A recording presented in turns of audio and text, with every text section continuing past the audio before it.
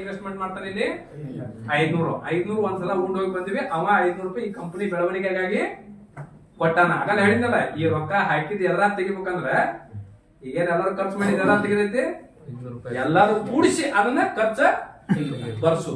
Per share ನೀವು 250 ರೂಪಾಯಿ miscellaneous expense collect ಮಾಡ್ರಿ.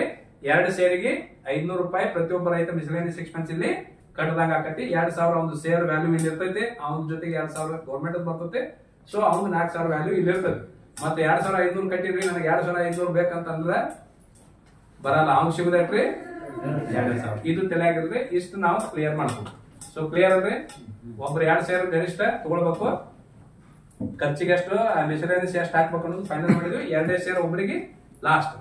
ಇನ್ನು 750 ಮುಗಿತಂತಂದ್ರ ಯಾರಿಗೆ ಶೇರ್ ಮಾಡಾಕಿಲ್ಲಿ ಬರುದಿಲ್ಲ.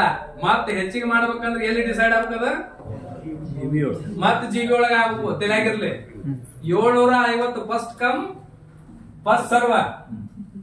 ಫಸ್ಟ್ ಕಮ್ ಫಸ್ಟ್ ಸರ್ವ. ಯಾರು ಮೊದಲು ಬರ್ತೀರ ಅವ್ರಿಗೆ ರಿಸಿಟ್ ಹಾಕ್ ಬಿಡ್ತೀವ.